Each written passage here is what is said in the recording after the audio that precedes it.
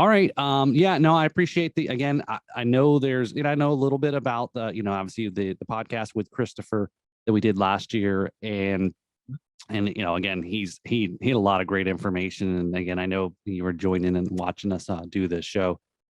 But I know there's so much more that I'd love for you to share. And a lot of my listeners are some are rum and probably know a lot about the backstory, the history. Some that are probably listening may not. They're maybe not really rum fans. Maybe maybe like they like the sound of my voice.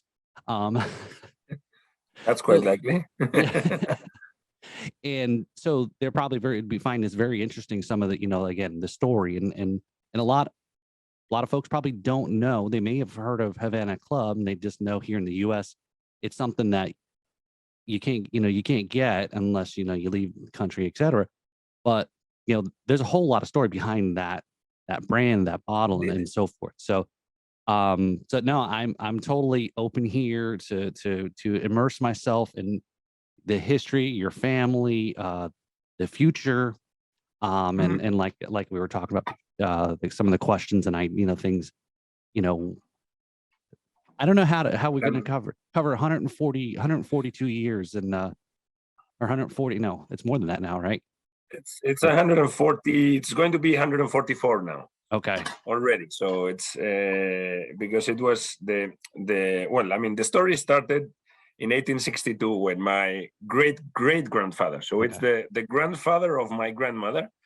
He was a 15-year-old boy in northern Spain in a tiny village. He was the son of the baker of the city. So that's the guy that's in the bottom. That's Jose. He was the sixth son of the baker of Gordejuela, which is a tiny village in northern Spain. So he left the town or the village when he was 15 and basically went to Cuba on a sailing ship, because back then there were no other, 1862. So basically he got to Cuba and he was kind of a very he had an energetic guy with a lot of enthusiasm to do things. And so he started working for some of the people there in Cuba. And back then, Cuba had starting to grow its sugar business. So I guess he found the opportunity of basically leveraging what was left after the sugar refining to do something else, and started working on a tiny distillery in 1878, which was when he founded what was then La Vizcaya, which was the name of the distillery he founded in 1878. So it's 144 years basically. Okay. Since then. About that time, Anton, and I guess I'm sorry, forgot to introduce you. Right, we just went right into. Well, like we said, we like know each other, okay. But we've never met. Right, so a lot of emails and messages. We're going to. Yes, I do have a passport, so I'm ready to travel. So I think everyone else in this world is also ready to get back to traveling. So, but yes, I know I'm going to really. Probably you can correct me because I probably don't roll my R's good enough. But we have on the podcast, I'm going to give it a try, Anton. So we have Anton Riestra. That's almost a spot on. A Spanish accent indeed. That's perfect. 3 years of high school Spanish. There you go. So at that time, how when was did Cuba acquired Cuba independence from Spain was in 1898.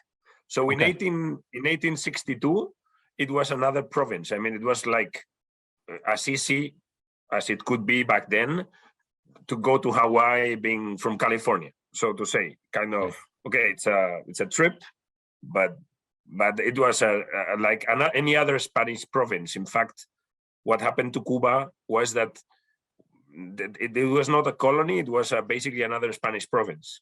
For all matters, we had the same people in Cuba had been going back and forth from Spain, from peninsular Spain in Europe, and there were no significant difference between the Cuban Spaniards and the peninsular Spaniards. To a large extent, there was some accent, but similar to what you can see today between the Canary Islands and Spain.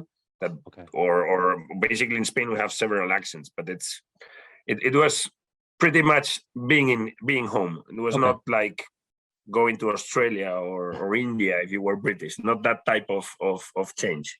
So I guess that'd be like the equivalent here in the U.S., where, of course, it's the same country, but yet folks that live in the North have a little bit different of an accent and in certain things in the South and so forth. A guy from Florida flies to or moves to Wyoming and finds himself a little bit out of place at the beginning, but it's basically same country, find same guy. I mean, you go and have a burger at Five Guys, so it was similar to an extent. So it was, there were regular travels. In fact, once my great-great-grandfather established himself as a businessman in Cuba, he went back to Spain every year, more or less. So he would sail for a month or for 2 weeks, go back to Spain for a month, and then go back to Cuba. And he was doing this every year or every couple of years. And even after the Cuban independence, he still went back and forth on a regular basis with his family or on his own. Okay, wow. And at a young age, right? That's when he was 15, definitely. He started, and when he set up the company. Oh, I've had that problem back then. when he established the company, he was 36. So he was not that young anymore. He had been working. He had already set up a family with he had 5 children, and the 5 children were born basically a couple of years before the foundation of the company and a couple of years later. But between 4 to 8 years, that's when he had the children, and so he was a normal man with a family and raising kids. Which was a very important thing for him, the family. Right. And basically, I mean, you were asking me some questions. I may run into what you're going to be asking, but so the company flourished quite a lot. It was at the beginning, it was basically the distillery that was producing rum and other spirits out of the sugar molasses that were readily available in Cuba. But he was also doing some logistic business in Cárdenas. Cárdenas happens to be, it's a town that is 100 kilometers east of Havana, and happens to be the port that is closest to the US from Cuba. So it makes it an interesting commercial point with regards to business with the US. So my Jose Arechabala had several dockyards and several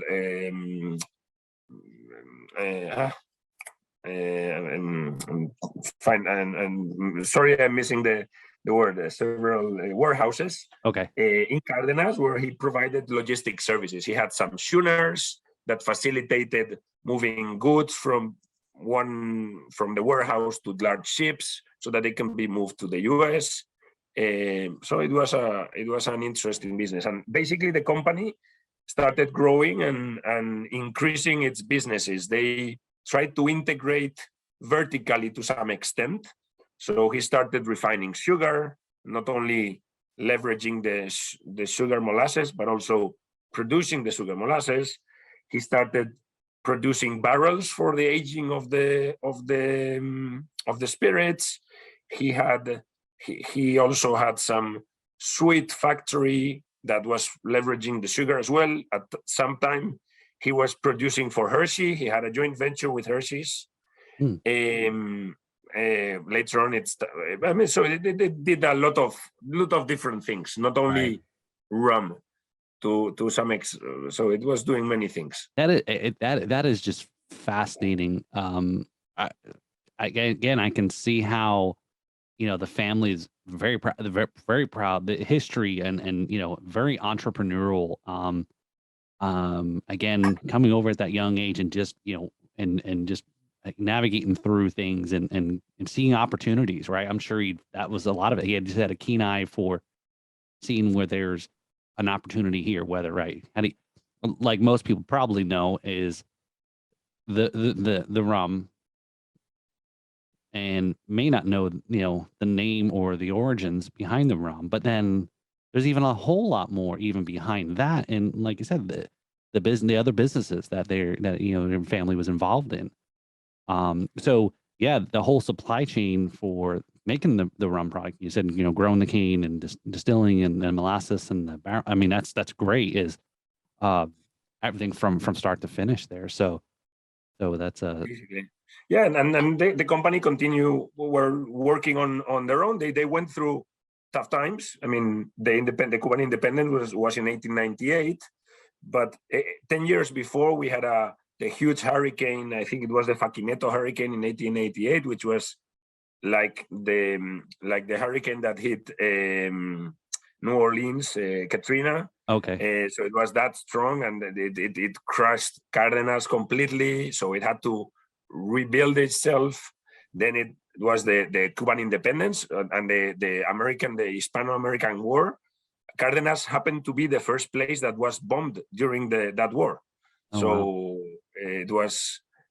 there was a battle between the U.S. Navy and the Spanish Navy, and well, it was bombed. So I mean, there were some they went through dire straits, so to say. And then, of course, later on, we had the First World War, when, I mean, that it dificulted commerce across the world. Then you had the prohibition that also, I mean, the U.S. was always the key market to which you wanted to be moving, but prohibition also complicated things. And then it was just basically, well, the company also had some issues. Jose Arechabala, the founder, passed away in 1923, and his son-in-law took over as company chairman, who happened to be named exactly as Jose Arechabala. So he was Jose Arechabala as well. He was a nephew of Jose Arechabala, but married his daughter. So he had the same name, was married to the daughter, but was his nephew and his son-in-law. So he took over. He had been working as general manager for some time. He took over, but he was killed, I think, less than a year after the founder passed away. Oh, wow. So it was kind of a tough time. Basically, there was some guy who went into the office asking for money, and he shot him dead, basically, in his office. Oh my God. So then another son-in-law took also over as ruling the company, and that's who was basically the son-in-law of the second daughter, and he also passed away within a few months, but by illness. Basically, he passed away. And then it was my great-grandfather, who was the third son-in-law, and I think was a little bit cautious about taking the job, considering the last presidents, who took over the chairmanship of the company, and involved another nephew of the founder, Jose Turrioz, and both of them were the ones that were ruling the company from 1924, basically, across the time of the prohibition, and were the ones ruling the company when the prohibition was about to be ended, right? Yeah, ended, basically. right. So that was in 1933, when the discussions about prohibition were already in place, and basically it was just a matter of time that it was ended. And then another hurricane hit Cardenas quite heavy in September 33, which was even harder than the one in 1888. The company rebuilt itself quite quickly. And in March, so the prohibition ended in December 1933, and the Havana Club brand was released in March 1934, basically. So within very few months. Of course, Arechabala had been producing rums for 60 years, basically, but by that time. So they were very well aware of how to produce rums. They had been aging rums. They knew the right process, and they designed the right rum for the American market. Basically, that was what they were trying to come up with the Havana Club brand. So So at that time in the 30s, and how the prohibition there, as you mentioned, was a really important part, because they knew once that opened up the door, rum was coming back into the maybe spirits in general, but it was a great time to take a. How was it prior to the ending of the prohibition here in the U.S.? How was it elsewhere? I mean, was it really the U.S. was really the main and not probably the only market, but I mean, how well was it widespread outside of Cuba at that time? Well, I mean, rum was popular across the world, but of course, distances were not as easy to cover as they are today, maybe. So, I mean, shipping product to Europe implied more costs in transport that wouldn't make the rum competitive versus whiskey or gin or vodka or other spirits. So that could complicate things. Got it. The good thing is that during Prohibition, the American public had similar issues to the rum, that they couldn't travel that far to have a drink or two, so they would travel to Cuba. And I think that was what made the American public so in love, or made them fall in love with the Cuban rum and the cocktails made with Cuban rum. So contrary to other types of rum, of course, I mean, you're well aware, there's different types of rum, but the Cuban rum is made with the distillation tower, not with the pots.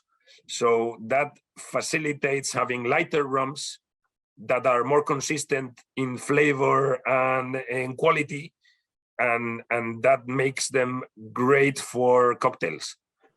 Of course, you have tiki cocktails as well, but for the mass, I think it was the right thing. And I think that's a great thing. I was wanting to ask, is the what everyone associates the world, other than here in the U.S., when people talk about a daiquiri. And there's many times that I've talked about on the podcast and others how a lot of places don't drink just regular daiquiris anymore, because it's in the machine that's blending in the frozen stuff. Yeah, I know. but everywhere else in the world, from what I understand,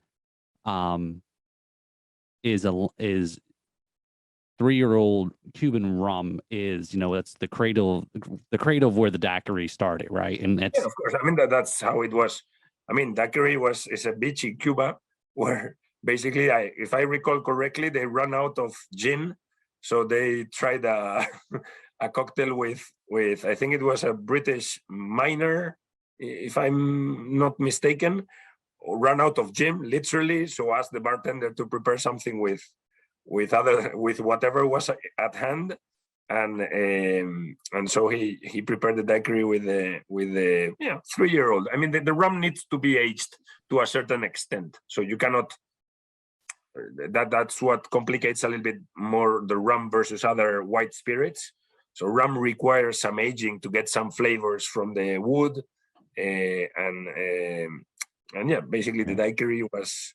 But the good thing about rum is that it's light enough. So the heavier the heavier French rums from molasses directly from cane juice and not from molasses are more difficult to make into this type of cocktails, because they capture all the flavor of the cocktail. So it's difficult to taste the rest of the things. That's what makes Cuban rum appealing. Yeah. So I've got to start. Let me go ahead and pour myself there. Right? Sorry, I started already. I'm sorry. You're 6 hours ahead of me, right? Yeah, it's PM. So I'm quite okay. I've taken rum earlier in the morning as well. There you go. But so basically they released Havana Club, and of course there were certain circumstances that facilitated the success of Havana Club, one of them being the name, which is not a minor thing. Of course, Arechabala prided itself for producing the best quality rum.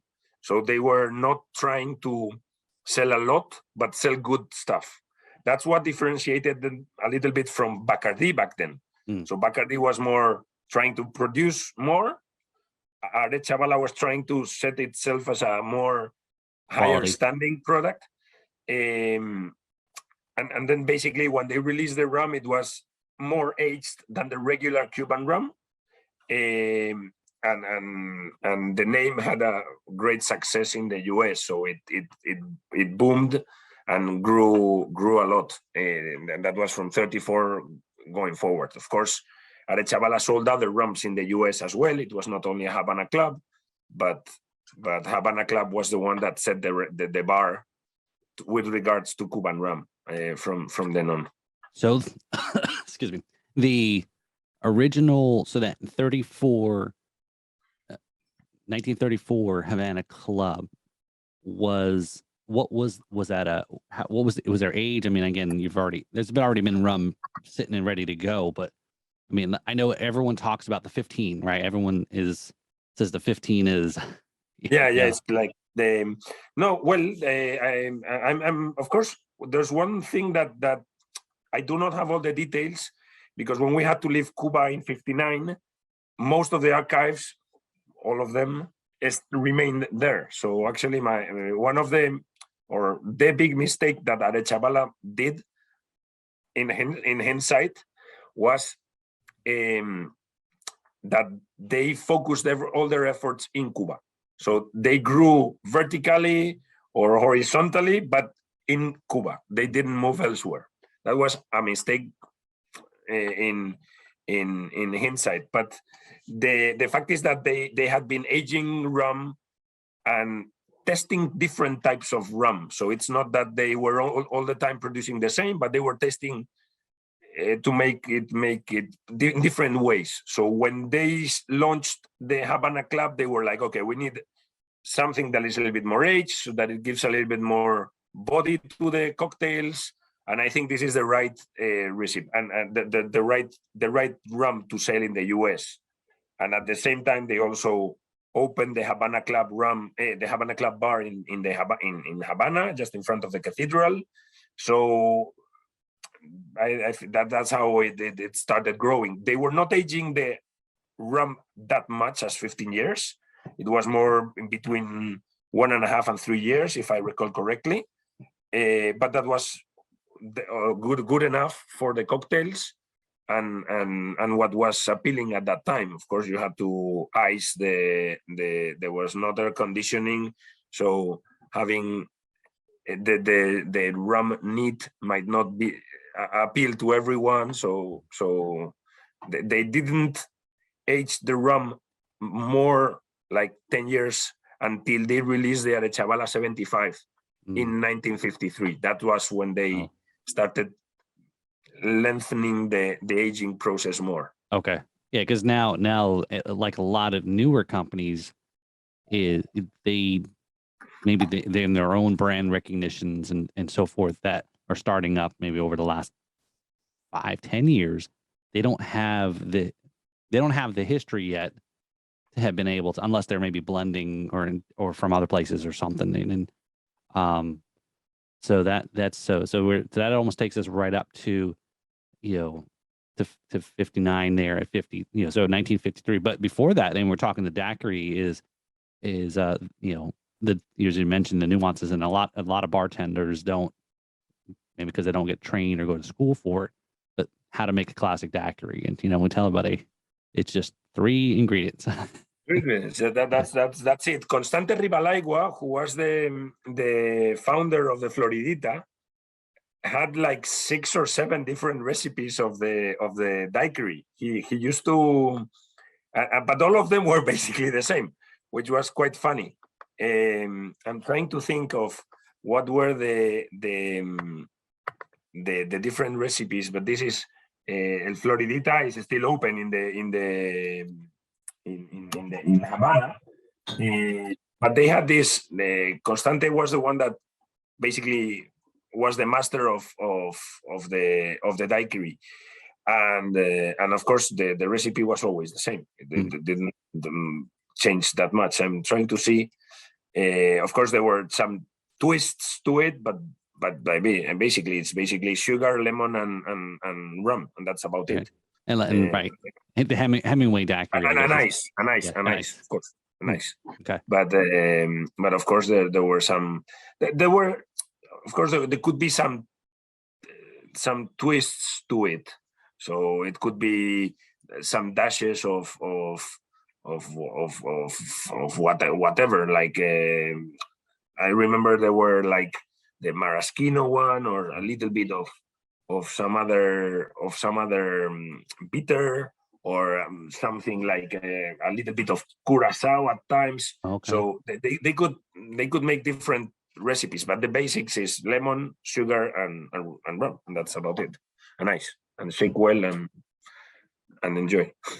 So it's on ice and not straight up. I'm always saying, drink it as you enjoy it more. If you're going to enjoy it, and particularly with our rum, our rum, the 140 Aniversario, we tend to recommend to take it neat, because we think it's worth it. But any friend that tells me that has mixed it with whatever cocktail, I'm happy for him. And if he reminds my family history while drinking it, I don't care. If it's with Coke and ice, fine, go for it. If you like it, enjoy it, and that's what's most important. Yeah. So the development of that, I guess it was just all in-house developed. You said the recipe. Yeah, the Havana Club, the original recipe was produced. I guess there must have been some serious work done during the months prior to the launch of the Havana Club. In fact, there were two brands that were released at the same time: the Havana Club and the Dublin rum. So there were two Arechabala rums released at the same time for the American public. Trying with, I guess they were, let's see how this goes. The Dublin rum was more a Jamaican rum, a little bit heavier than the Cuban one, but they were trying that one together with the Havana Club, and it was an internal work. Of course, the Dublin rum, no one remembers, didn't have as much success, but because they were trying things, it was not a one thing that works and we keep with this. They were trying to provide the customer with alternatives to enjoy. And of course, later on, they had this, as today you can see the Bacardi Havana Club is sold under two alternative, the dark version and the white version, and they appeal to different cocktails, and so it's reasonable, but basically it was an internal work, and I don't have access to those archives, so I'm hoping that they are still somewhere, but I cannot tell. Yeah, and I think that's, again, it seems like it's so long ago, but still, just for folks that have heard about it or don't understand it, or again what had happened at that time, and again you're talking about not be able to get access to certain things that is from your family, and for a lot of folks to kind of grasp and understand that, especially if they're especially living here in the US, and what it still is like, right? It's not just it's the past, it's still, there's a lot of things that are there's things that happen, and in fact I get to see things coming from the archives that appear every now and then. Chris Barfus from Havana Club Rum Collection, he has been able to get some books from the company, some accounting books even. So it's interesting to see, because accounting movements might be like a very dry place to find information, but there's information there. There's kind of procurement and there's sales to someone, so you can tell, listen, we were selling to whomever. Every tiny piece of information that we find can provide a lot of information to us on how the company was operating and how they were selling, and we still get stories about people in Cuba remembering our family. The workers in Cárdenas had a very they had a very good relation with the Arechabala family. The Arechabala had a very curious paternal way of working, by which they provided their employees with certain benefits that were not usual. Well, I'm guessing they are not usual today. They were even less back in the 30s or in the 20s. They had pension funds for the workers, or scholarships for the children, or they had sports fields in the factory. So there were significant benefits for the employees of Arechabala. And I think that generated a relation between the owners and the employees, special, and not what you would expect from a An employer relationship, patron relation. Yeah.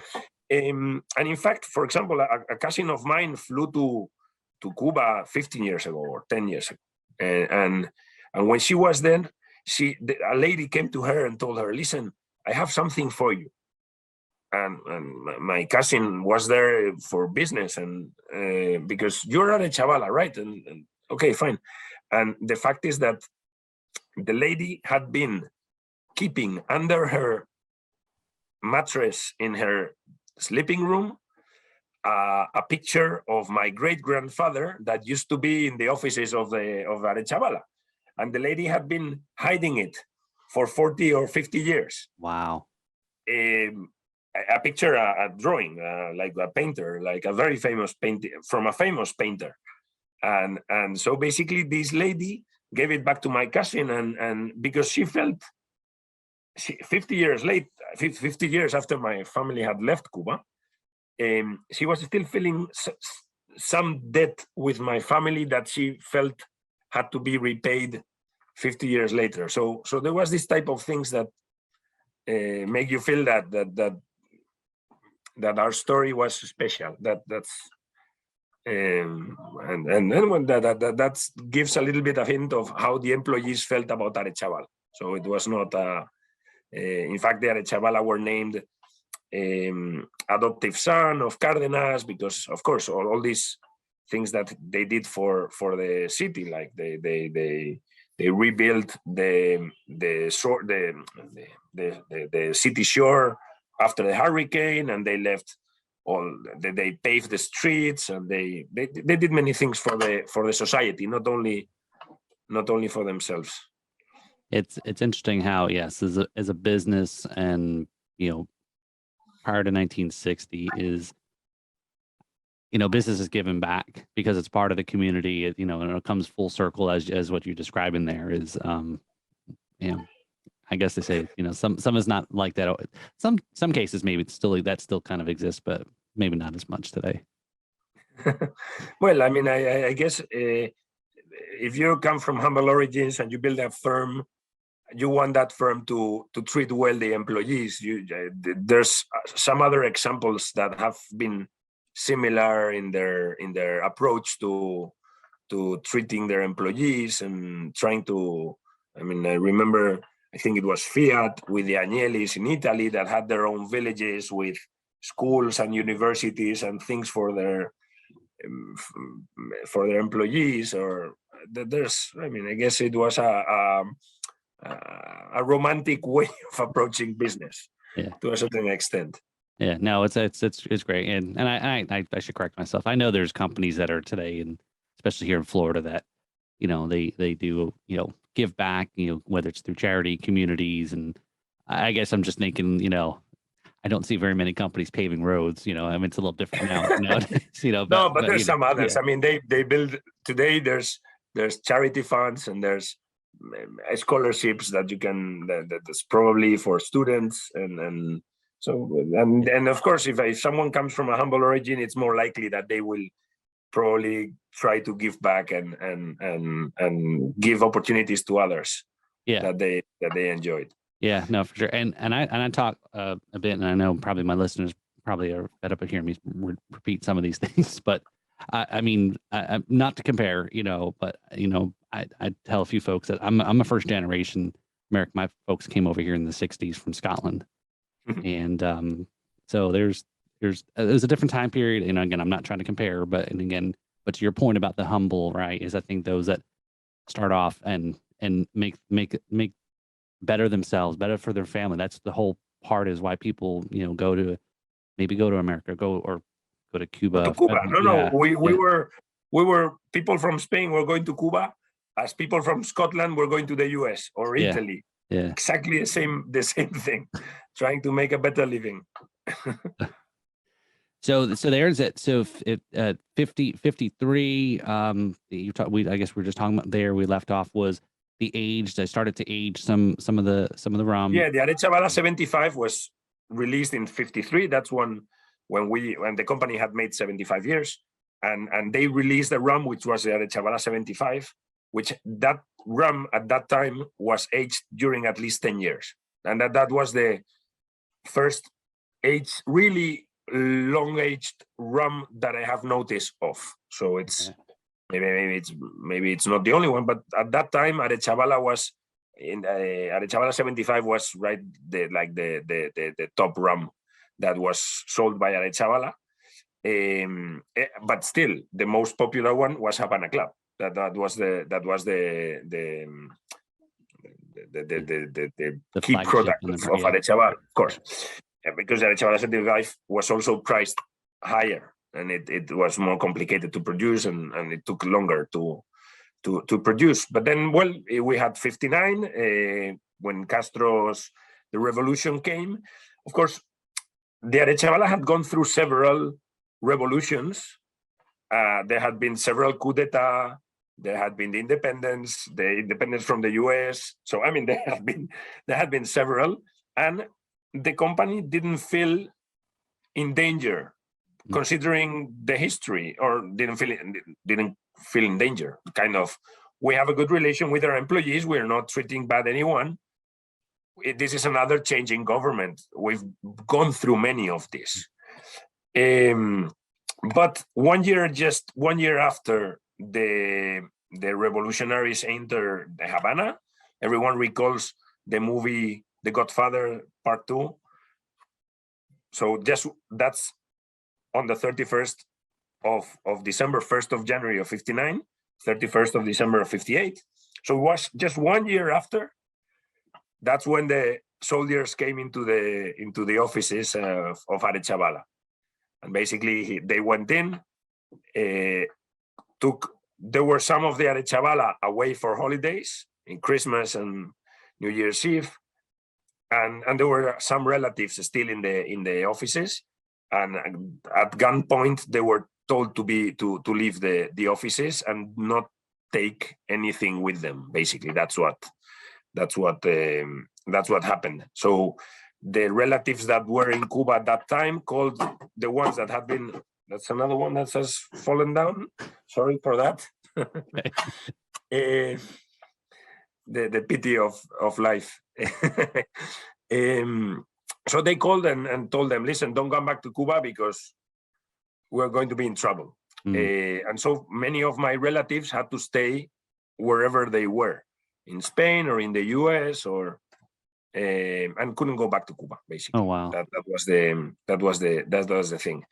So the revolutionaries took over, and there was certain animosity, and I don't understand why, with the Arechabala enterprises. And I cannot really tell why. To the fact that the Havana Club production was stopped in the Havana Club factory and never resumed. So the Havana Club, the next time that the Havana Club was produced, was not produced in Cárdenas, was produced elsewhere. First in the Rombocoip factory. So they were produced other ways, in other places, particularly because, according to my relatives' testimonies, they went to the Senate, to the US. They had some hearings at the US Senate with regards to the Havana Club disputes in trials. The aging barrels were destroyed straight away. So basically, the guys that took over the company didn't know how to make rum, destroyed the assets, and many of the companies that were part of the Arechabala holding were abandoned. For example, I mean, they were not doing logistics business with the US anymore. The barrel production stopped. The sweets. I'm going to take this out. This is these things happen. So they were basically destroyed. Right. Sometime after, they reconsidered and thought, listen, we may want to start refining sugar again and producing some spirits, but it was never the same. It's funny how you started thinking about, oh wait, that makes money, right? Yeah, of course. At some point, they realized they need money.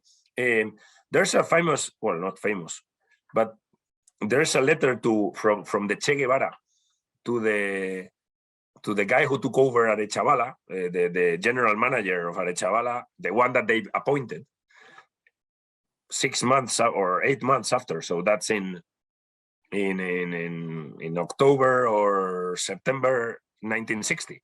So just 6 or 8 months, where they are asking not to pay the salaries with coins, with metal coins, and keep all the coins for metal production of other things. And there's the Che Guevara telling them, listen, when you pay the salaries, just do not give away any coins, because we need all the metals. That gives a hint of how well the country was run when they were requiring that type of wow of things. So yeah, my family had to leave, and of course they had gone on holidays with whatever they had on the luggage. No, not come on. This is really annoying. Sorry for that. Never mind. I was just trying to keep it to hold, but never mind. So so they had left with what they had in the luggage, so not particularly a lot. And wherever they were, they had to remake their lives, and everyone had to basically look for something to do, because they couldn't they couldn't depend on the rum business anymore, or the Arechabala business for that sake. And basically they started working as lawyers or as car dealers or whatever it was. Yeah. And basically that's what complicated things later on, because of course my family, I don't know to what extent they didn't know or were not able to find out how to defend their brands. To some extent, the Jose Arechabala company had been taken over the Cuban government, and Jose Arechabala was the owner of the brand. So I'm not sure to what extent individual people related to the company would have been entitled to renew the brand. And I'm not a lawyer, but there were definitely certain difficulties on that. So I may be one of the shareholders of Apple, but if Apple is taken over by anyone, it is going to be difficult for me to renew the iPhone brand, because I tell the guy that I'm shareholder of Apple, they're going to tell me, no, listen, the brand is in hands of Apple, not in your hands. So that's a little bit how I feel. So there were some complications. On top of that, it was not as easy to produce rum from,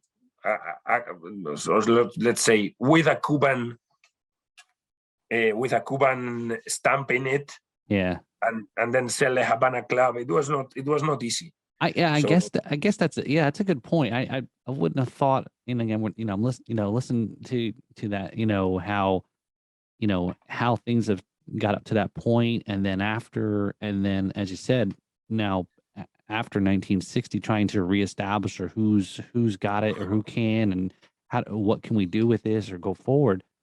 But I think that's an interesting thing too. Is I guess we're removed 60 plus years from this, so we have so much of knowledge, foresight or is that the right word? Or anyway, look back now, but then to think, say, all right, what was the world like in the perception in 1960? No internet, no nothing else, but you're like you said, if it was a product that came from, that had Cuba on it, it may not have It was made not. it It to. was not. It was not an. It's not. It was not straightforward Mhm. to maintain the brand, considering that the owner was a company that was based in Cuba and was then owned by the Cuban government. There was also the feeling that the Castro regime couldn't last forever. I mean, Right. which is another thing. How am I going to start a battle right now? But maybe in 2 years' time, this is over. I mean, Right. after the Cuban Missile Crisis, I mean, when you think on how many things have passed, Right. I mean, no, Vietnam War. I can think of many Cold War with the USSR. It wasn't so easy. Right. Yeah. Yeah. And then, of course, that the distances were larger back then. I mean, you didn't have internet. There was no phone connection, an easy phone connection to talk with a relative in Miami, with a relative in Bilbao or in Madrid, with a relative. And we also had some relatives in Cuba then, back then. For example, my uncle Javier, he was the lawyer of the company, and he spent not less than 13 or 14 years in jail after the revolution. He was a close, well, I wouldn't say close friend, but he had been in school with Fidel Castro. So they were acquaintances, or maybe they were friends at some point. And after the revolution, he had some heavy discussions with Fidel that ended with him in jail, and every, as I'm told, every couple of years, Fidel would call him to his office to see if he had reconsidered his position. And my uncle Javier would yell at him and tell him that he was nothing pretty. I'm pretty sure, and he was going back then too. So my family had also to be careful with what they did, because more reactions could be taken with regards to our relatives. So it was a delicate time. Okay. Yeah. So there were discussions, and of course, Cuba was selling Havana Club of very low quality, produced in places that had not produced Havana Club, to the Eastern Front. So to the Eastern, to the USSR and relatives, and basically they were not receiving money for that, but only goods. So they were exchanging Havana Club rum for whatever, heavy machinery or cloth or whatever. So and this delayed things and complicated things. And then in '73 was when the Cuban government switched the brand from Jose Arechabala to Cuba Ram, which was another company that was set up by the Cuban government to hold the brand. And then we had some discussions. Our family tried to stay together with this, but it was not particularly easy. Of course, today with internet and Skype and Zoom and you name it, it's a different thing. Everybody would have been on nowadays. Everybody would have been on Zoom and yeah, and still trying to figure out the mute button, right? Indeed. We all still, it would have been 2 years of all these remote calls and meetings at businesses, and we still everyone's still on double mute. Yeah. So yeah, that's just, yeah. It just, again, the gravity of just, again, I know for those who hadn't lived, and again, I know again, living here in South Florida, so many stories like that, similar families leaving everything behind, or you have a large Cuban rock community in Florida, where many people have similar stories. One had a hotel, another one had a restaurant, another one had but Cuba was a flourishing economy. It was one of the most important economies in all of South or Central America, South America. Yeah. And it was I mean, of course, there were inequalities, and there were probably things that were not working right. But similar to what happens today in any Western economy, there's things that are not working right in Spain. There are things that are not working right in England. There are things that are not working right in the US. So you have there's some issues. But the fact is that when you see how Cuba was and what's happened with the revolution, it's dramatic. Right. It's dramatic. So as you mentioned, where you know the company at that time was vertical and growing, you know, horizontal but only within Cuba, but not like in comparison.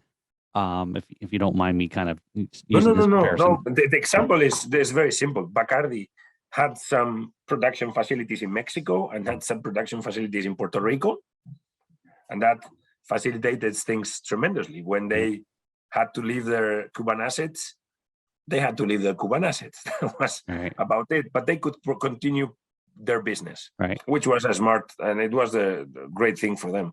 Right. So Anton, I mean, look again. I know we have history, and we know so much more now. You know, looking back, but I mean, I guess back then, and I don't know, because I'm still so much to learn about rum and everything that's you know, in this world that we love, this spirit is, I guess, like today. Did it exist back then, as far as you would know? And I'm trying to make this comparison here, where we're talking about Bacardi and the Havana Club. I guess at that time, and again, maybe still there was a lot of kind of chaos and a lot of trying to figure things out, what the next steps are. But like today, there's a lot more there's distilleries today that do a lot of distilling for other companies, like contract distilling, right? Mm-hmm. So, I mean, I don't know if that was, do you know, was that a thing? Opportunity. I know, for example, that we did white labeled products for certain companies in the US. Okay. So, for example, I know for a fact that the Brown Derby restaurant in Los Angeles had their Brown Derby rum, and the rum was produced by Arechabala. That I know for a fact. Oh, wow. That's pretty cool.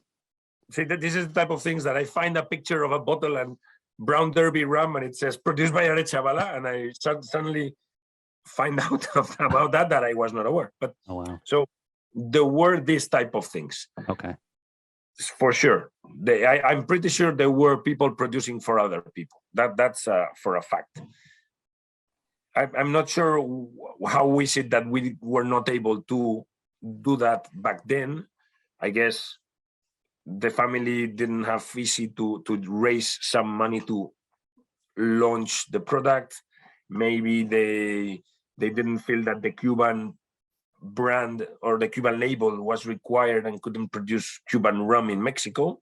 Not as Bacardi, but basically, I mean, it was difficult to keep producing. I don't know. I've asked my relatives, but they were not able to give a clear answer. I mean, things were difficult and were not they were not able to react swiftly enough. Right. I again only imagine, there's so many other things going on in your family at that time to let alone try to think about how to start production back up or start making more rum. Hey, it's also true that it's difficult to get. I mean, it's when this happened in '59, the 5 children of the founder had already had their children, so there were probably, I don't know, 40 or 50 relatives. There were a few, and I guess it's not easy as well to get people to work together. There's always okay, but who's putting the effort, or who's putting the money, or how am I going to recognize Okay, let's move on. But there's always, it's not easy to start a company with 50 people. Yeah, they say was it what was it, the old funny saying about how a camel or a horse was designed Camel by committee? designed by a commission, by a commission, right? So that Yeah, complicates things, and it's difficult to tell. And of course, as you were saying, talking in perspective is easy, but it's always difficult when you're at the right spot and having to decide. right. But well, we managed to get together and have this Arechabala 140 Aniversario rum, which was also a great pride for the family, and that we were managed to get together and do something right now that it's easier, and it's easier to find the right places to produce and to age and to get the thing working. Right. So yeah, let's talk about that now. So yeah, so as we've both been sipping on some 140 anniversary, and I know I'm trying to roll my R's. And yeah, I mean this is a beautiful looking, the the liquid inside there, nice Well, it's color. a Yeah. dark amber. Well, Yeah. it's been done with a lot of care, and we were lucky as well when we were trying to, because I mean basically my family, all my relatives have made their lives. Well, my relatives, my father and my aunts and my uncles have made their lives outside of the rum business, so they still have appeal for rum, but they haven't been producing rum for many years. So when we got together, it was kind of, okay, we need to do something really special that it's worth, that it's up to the story of the family and something to be proud of. That was the trick. We didn't want to do something for the sake of doing. We wanted to do, our aim was to do something that was that could be stored for many years and still be worth tasting every now and then, and that was up to the test. So we were not trying to launch a rum business again. It was kind of, okay, let's do something good. We do it, and then we'll see where this takes us to. But Right. let's do something good. And we were very lucky because we came across a distiller that produces for top brands. And we were talking to the general manager, like, okay, listen, we have this in mind. Is this how could we go for this? And he told us, I knew your story, but I really like it. So I really like the effort you want to put. Why don't you talk to our master distiller, to our master rummer? And I'm okay, let's talk to him. And who's that guy? No, it's Pancho Fernandez. And of course, we were out of the rum business. We were not aware of who Pancho was. Of course, when we Googled and we did our research, we said, I mean, this guy is one of a kind. This is a top guy of the rum across the world. So, I mean, we couldn't have thought of anyone better to do the rum. So we went and approached Pancho, and we told him, listen, Pancho, we are the Arechabala, and we wanted to, hey, and he stopped us. What do you mean you're the Arechabala? Well, we are the Arechabala. Well, okay, but who are you from? I mean, are you the son of? And he started asking the people of our family, Mechunga, Carmela, Pepo, and he knew us perfectly well. Oh, and wow. We said, well, we are. And he said, well, come on. I mean, I learned how to do rum with you. I was working for the Arechabala back in my teens. I mean, that's where I learned how to do rum. So we were, what do you mean? Okay, come on. I mean, I'm going to do the best rum ever. So he was quite excited. This comes as well a little bit with this relation with the employees. So Pancho had recalled a great relation with Arechabalas. He was from Cárdenas, and so he told us, listen, we are going to be all right.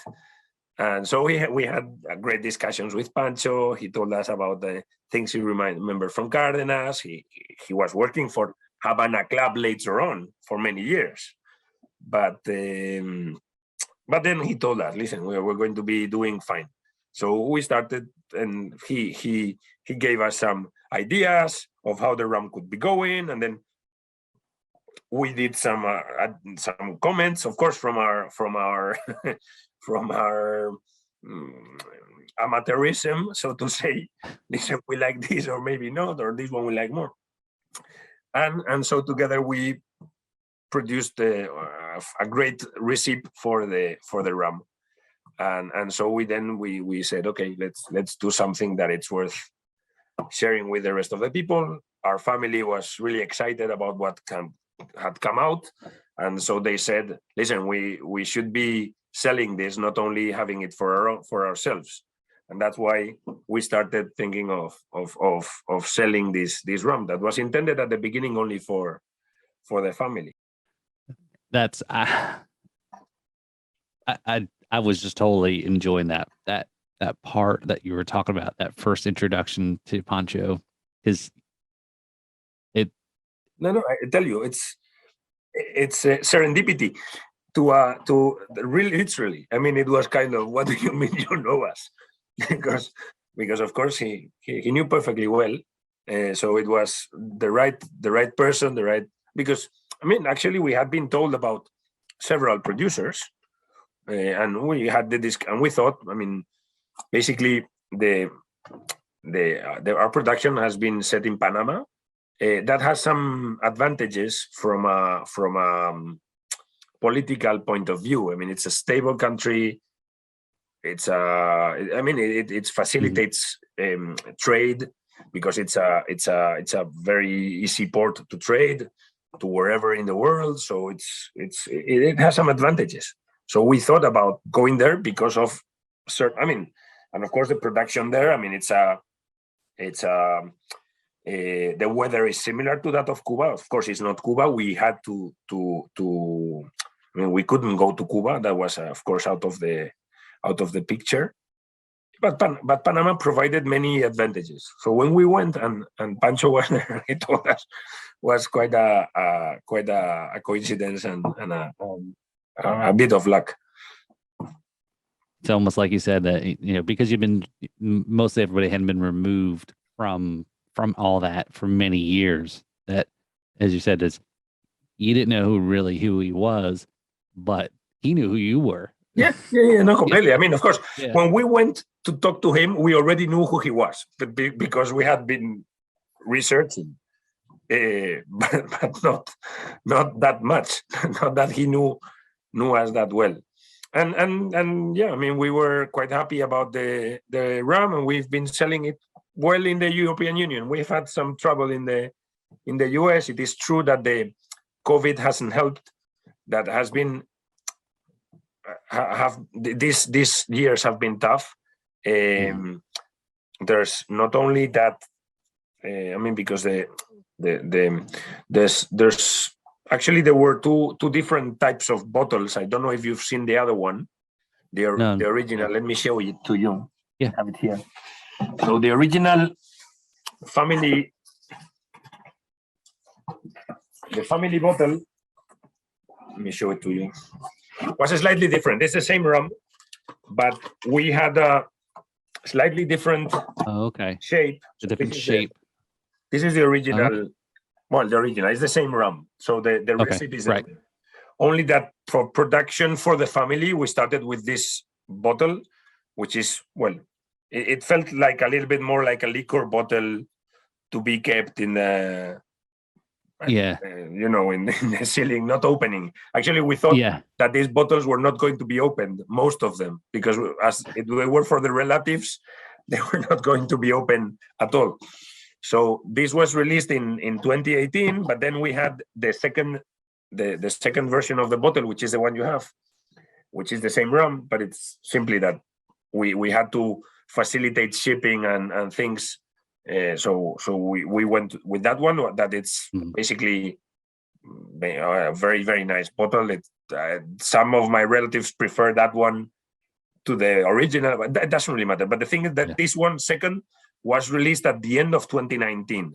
So when we started selling it, the COVID came in, so people were reluctant to start producing because we didn't know how long it was going to take to be able to sell it in bars, and so things got a little bit complicated, Right. and we're still struggling and seeing if these things start improving, and then we can think of other markets.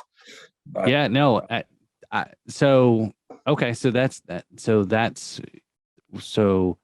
I guess once we get through COVID, right, and it feels like it's never going to end, but well, hopefully we're closer. We're we'll get closer. there. We're We're getting there. there. So the goal is and notwithstanding COVID, and I guess is there still the goal and the plans to distribute here in the US? That's our intention. It's just a Okay. matter of finding the right importer in the US that is willing to put some effort into it, and try to position it in a few places. We don't necessarily need to sell it across the US, but just in a few places would be great. Right.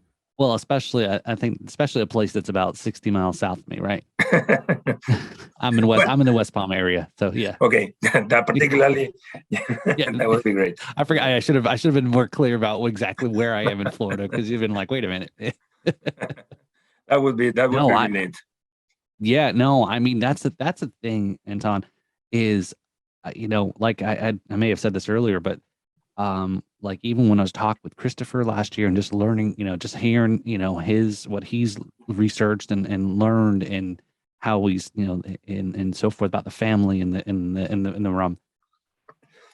I said, it just is, and things I've read on his website, it was very detailed on, about the history and different, time chronological. I said, this is like, I mean, there should be a movie, and I know there was the play. I know there's the living Amparo, play, yeah, or Amparo. yeah.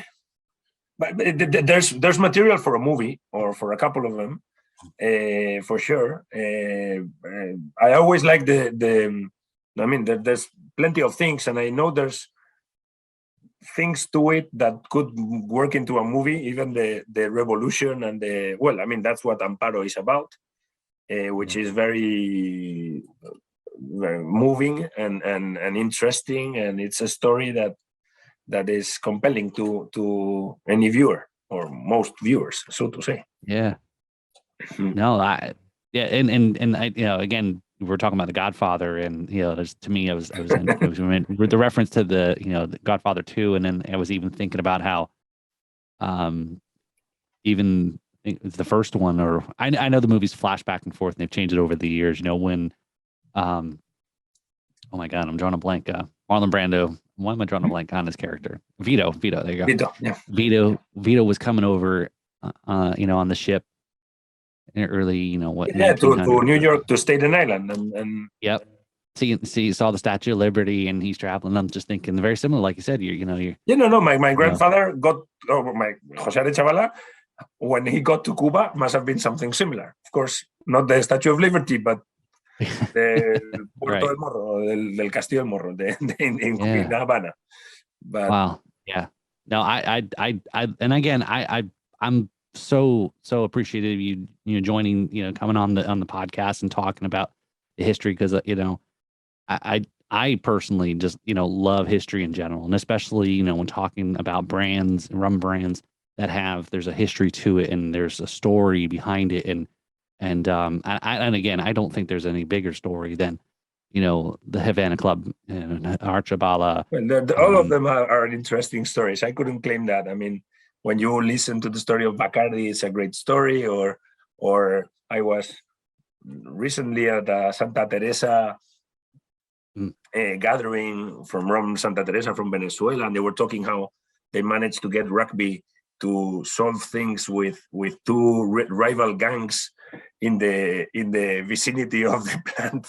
So there's stories around rum that are worth listening, and I'm more than happy to share them, or our story. Definitely, I'm more than happy to share it with you and your viewers. Excellent. No, this has been great. So, So I think one question I was thinking about there, and just I know we'll start wrapping things up, is at that time the peak of, as far as you know, and I know it's, as you said, it's a challenge because you don't have some of the archives and so forth, but in comparison to the holding company in Cardenas and the Arechabala, I guess I've seen it abbreviated as JASA, right? Yeah, I think it's also yeah. It's Arechabala is Hasa is JSA is what's basically limited or in the American incorporated or yeah. So what at that time? I mean, I guess what kind of company would that have been in comparison to, like, here in the U.S.? Like, because again, it was a large company that made rum. I was thinking of when you asked me this, I was thinking maybe Seagram's, so kind of a corporation that was able to produce different types of products. Seagram's went into oil, so they were producing. They bought a significant part in Conoco. I mean, that's later on, but Arechabala, for example, was producing motor oil, for basically fuel oil from sugar. They were producing. They had their own shipping yard for producing ships to deliver products. So they were doing many things, and I guess that's a little bit how they were part of the electrical company in Cardenas, so that they had electric. Cardenas was the first city in Spain with public lighting, electric public lighting, and maybe it's the fourth city in America with electric public lighting, which was kind of very early on. Was kind of okay. Feels weird. Yeah. Well, yeah. I mean, I think for us to comprehend that far back to, it's because, again, most people are, again, they don't know Cuba or not Cuban, or just know Havana. Yeah, that's maybe Guantanamo, how it is today, which is torn down and basically in ruins, which is not what used to be. Kind of. Right. I remember there's a famous novel called from Graham Greene, which called Our Man in Havana, which is it's a famous novel from Graham Greene. And the movie is about the book. There's a movie with Alec Guinness starring in it, which is called Our Man in Havana, and it's set in the 50s, basically late 50s, 59, 58, where a guy, an English guy in Havana, sells vacuum cleaners, and he's approached by the MI6 to be their spy in Havana, considering things that are happening there. And the funny thing is that vacuum cleaners are not that common in Havana these days, 60 years after. But it's a funny book where basically this guy that sells vacuum cleaners sends to the MI6 the vacuum cleaner plan, the design, as if they were a bomb that someone was manufacturing that bomb. Then he pretends he's a spy, but he's not. So basically, it's a comedy. And well, this guy goes and takes drinks at the Havana Club bar, and takes Havana Club. Oh man, I gotta watch this. I gotta watch this now. I have to watch this. You said it was a movie, right? Oh, there's a movie with Alec Guinness. Okay. And for those of you who don't know, that's Obi-Wan Kenobi, old school Obi-Wan Kenobi. Correct. And he's and he plays. How do you say this game that it's not chess, but it's playing the same board? Checkers. And he plays checkers with the Cuban police officer, trying to get information from him, and they play checkers with tiny bottles of spirits. So, and every time one of them eats, the other one has to drink the tiny bottle. So they end up completely wasted. I love this game. Yes. Anton, when we meet, we're playing this game. Yes. Okay. But bear in mind that drinking 12 of those can be tough.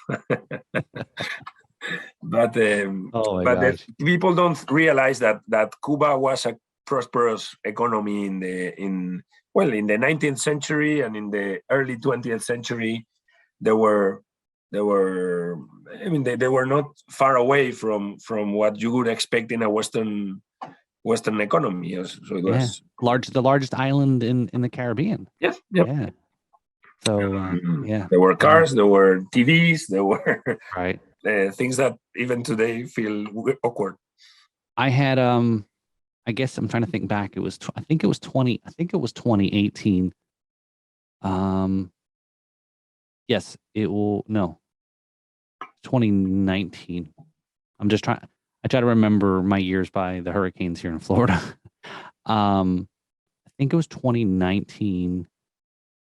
It was when the US had opened up some of the travel and some things, and family and I, they had a carnival cruise that went out of Tampa, and it was supposed to go to Havana. And probably like 3 weeks before that was happening, that was when Trump had closed that door on anything and all that. So, and again, it would just, I know a lot of people kind of feel very mixed about, Americans going there or even traveling. I have two of my siblings have been to Cuba, and some I have not, and some of my relatives have not. My two brothers went to Cuba and came with very sad feelings, because they were happy to have been there and seen things, but it's sad. I mean, my family feels, or when I talk to my relatives, they always think like, listen, if they had taken this from us and they had made it prosperous and they had done something good with it, then you could have understood it better. But it's not only that they took from us and destroyed what we had, they destroyed everything. That's what really saddens us, right? And so it's sad. And of course, you go to Cardenas and you see our family house in ruins, and you see the plant that is torn down, and it's tough. But when you go to Havana and you see everything in ruins, and people in poverty, and the houses that were, I mean, it was kind of going to Paris, but imagine Paris in ruins. It's even sadder than anything else. It's a pity. And I guess that's for those that don't know, because if they have never seen before what it was before and what it is now, and but a lot of people that I talk about, or again, I hear people that I know how again remember what it was like. The beaches were, I mean, again, that was why it was so it was a lot of people that came down to Havana and Cuba. Travel, as you said, a lot of Americans. I was checking some facts and not long ago, and I was checking, like, for example, the sugar production in Cuba. Simple as that. And in the 50s, the sugar production in Cuba was around 6 million tons, 6 million billion tons of sugar a year. Well, the production today is 1 billion tons, so it's a fifth of what was produced in the 60s. And when you think of the improvements in harvesting, in fertilizers, in technology, in technology, it's kind of, the world is producing probably today 100 times more than in the 60s. I'm not sure if 100, but 20 times more in general, not only sugar, but everything. We're producing 20, 50 times more with less effort. And instead, Cuba is producing a fifth of what it used to produce. Right. It's I know. It's sad. I can understand that. Like you said, it's sea and the country's so behind what's just 90 miles north of it. Yeah. And even some of the other ends. So, but okay. So Anton, I've got so again, all the guests don't get these pre-show questions here. So there's a little segment. I know you watch the show, listen and the podcast and all those things. And so for all of our rum guests, we've got a segment here. In 4 sips or less. So these are first thing that comes to mind. Yes or no. Okay. Don't think about it too much. All right. So all right. So in 4 sips or less, neat or on ice? Neat. Okay. All right. So question number 2. So you mentioned that you're a fan of 80s rock music. All right. So in 4 sips or less, who's your favorite band? Dire Straits. Okay. All right. Yeah. So you remember definitely a lot of the MTV days. Yeah. I love. Yeah. We all talk about what happened to MTV because there's no more music video. No, not exactly. I always recall the Money for Nothing video in MTV, and those were quite nice. Yes. So so of course you know who the vocals for "I Want My MTV" in the background, right? Yeah. Of the song, right? Yeah. Okay. So, as we were talking about there, you're in Spain, I'm here in Florida. We talked a lot about Cuba and so forth. Where's somewhere where you would like to travel to? Florida is one of those places. Miami, Okay, I would love to be. Okay, so you haven't been to Florida? No, I've been in the U.S. I've been in Texas. I've been in New York. I've been in California. So I've been in several places across the U.S., but not in Florida. And I would really love to go there. Yeah. Okay. No. I know. I was just saying there was next. Maybe next year is when I'm sure they'll have the Miami Rum festivals. And I think there's another festival later this year. It's a 2-day event. So I definitely have to be there. I have several friends asking me to travel, so I'm looking forward to it. Okay. All right. And last, in 4 sips or less, I know we talked a lot about, like we said, the rum, the brand, the history, and so forth. But what is something else that most people wouldn't know about the Arechabala family? They wouldn't. I know we covered a lot of ground, so. My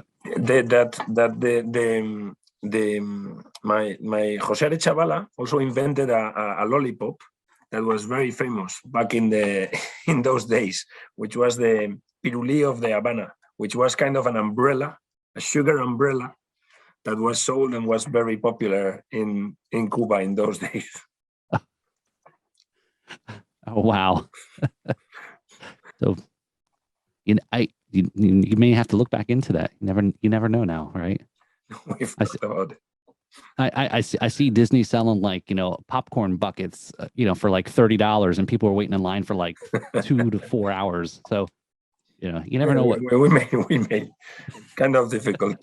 But That's true. So, all right. So, so what would you like, this, here before we go ahead and wrap, for folks to check out or to, like I said, I know, the anniversary is sold in the European Union in general. I mean, it's in Spain. It's available in stores. In the European Union, we deliver definitely. So okay. I mean, we're able to deliver to European Union countries.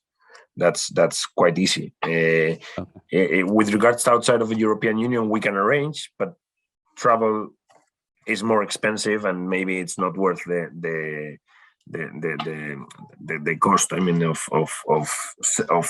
sending the goods. Basically, it's tougher. Of course, as you did, having someone fly to Spain, get a couple of bottles and bring them over. That's best. I have a friend in Sydney who has a bottle right now, and we had a friend from Spain flying to Sydney and was carrying a couple of bottles as well.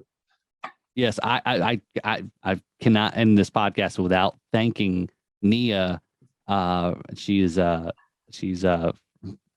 from My Rum Diaries, and she does a lot of travel and she does a lot of samplings, and she does she's been able to acquire a few things. And as I told her when she was going to visit her brother in Spain, I said, "Wait a minute," I said, "I need you to bring me something back."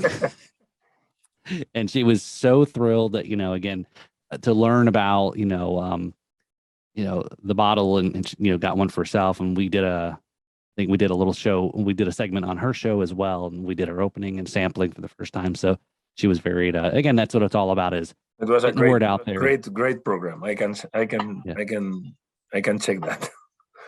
Yes. So all right. So check out the website there too, and we'll Easiest way is to look into Wikipedia. I always tell my friends, listen, look for Arechabala in Wikipedia, and there you will have. There's, I think, in Wikipedia you can go to our website. That's easier. All right. That's because everyone knows how to go into Wikipedia. So that's the easiest. And Havana Club is also easier to remember how to write Arechabala. So I always say, go to Havana Club in Wikipedia. You Reference. check it, and then you have the reference, and that's how you get to our website. Yeah, and follow, right? Following, you guys have an Follow us Instagram on presence, Instagram and Twitter. If that's also great if they can. We've been less active these days, but we do publish every now and then interesting stories, like the one from the Brown Derby rum, or whatever interesting stories or articles we can share with our followers. Excellent. So this episode is for this podcast episode will be available on, again, I guess if you're listening to it, it means you already know what's already happened, but we'll be on this coming Tuesday, so the 25th. Yep. Yeah, 25th. So check that out. 25th, this episode will be available, and then we'll also be turning around this video format of it. That's been my New Year's resolution, is to get more of a YouTube presence, get some of the videos of the podcast out there, so people can kind of see what some of the conversation, what it looks like at least, and so forth. And I think that's everything, Anton. I really appreciate it. I know it's getting a little late. No, I appreciate the time you've taken and the interest, really, Paul. I enjoy a lot talking to you and sharing these things, and I'm looking forward for you coming to Spain or me going to Florida and enjoying some sips of Arechabala together. That's what would be really awesome. Yes, for sure. So again, I appreciate it. So have a great, I guess for you, evening. For me, evening. It's a afternoon for me. Time for having the children have dinner and go to sleep. That's next thing I'm going to do. All right, excellent. So, all right. So cheers, Anton. Have a great day. Thanks. You too. Take care, Paul. Bye-bye. Bye.